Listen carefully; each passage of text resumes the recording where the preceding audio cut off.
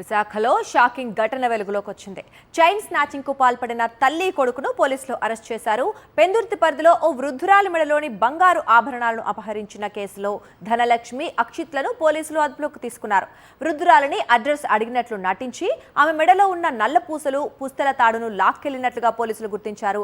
ఇక గత నెల 27న సుజాతా నగర్ వద్ద ఈ ఘటన జరిగినట్లు వెల్లడించారు. తల్లి కొడుకు కలిసి చైన్ స్నాచింగ్ కు పాల్పడటంతో పోలీసులు సైతం ఆశ్చర్యం వ్యక్తం చేశారు. నిందితుల నుంచి సుమారు 9 లక్షల విలువైన బంగారు ఆభరణాలను రికవరీ చేసినట్లు పోలీసులు తెలిపారు.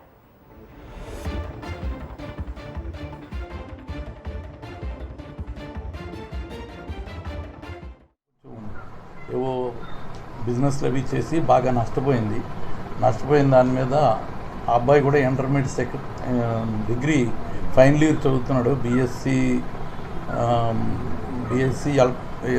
కంప్యూటర్ సైన్స్ చదువుతున్నాడు. కొడుకుతో డిస్కస్ చేసి యూట్యూబ్లో చూసుకుందనమాట.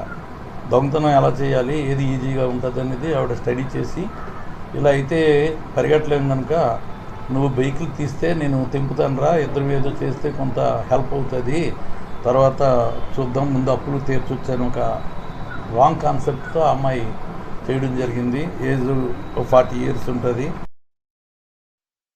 విశాఖలో షాకింగ్ ఘటన వెలుగులోకి వచ్చింది.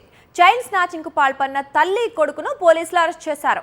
పెందుర్తి పరిధిలో ఓ వృద్ధురాలి మెడలోని బంగారు ఆభరణాలను అపహరించిన కేసులో ధనలక్ష్మి, అక్షిత్లను పోలీసులు అదుపులోకి తీసుకున్నారు. ఇక వృద్ధురాలిని అడ్రస్ అడిగినట్లుగా నటించి ఆమె మెడలో ఉన్న నల్ల పూసలు, పుస్తల తాడును లాక్కెళ్లినట్లుగా పోలీసులు గుర్తించారు. ఇక గత నెల 27న సుజాతా నగర్ వద్ద ఈ ఘటన జరిగినట్లు వెల్లడించారు. తల్లి కొడుకు కలిసి చైన్ స్నాచింగ్ కు పాల్పడటంతో పోలీసులు సైతం ఆశ్చర్యం వ్యక్తం చేశారు. నిందితుల నుంచి సుమారు 9 లక్షల విలువైన బంగారు ఆభరణాలను రికవరీ చేసినట్లుగా పోలీసులు తెలిపారు. మరిన్ని అప్డేట్స్ కోసం ఛానల్ ను సబ్స్క్రైబ్ చేయండి. నోటిఫికేషన్స్ కోసం బెల్ ఐకాన్ పై క్లిక్ చేయండి.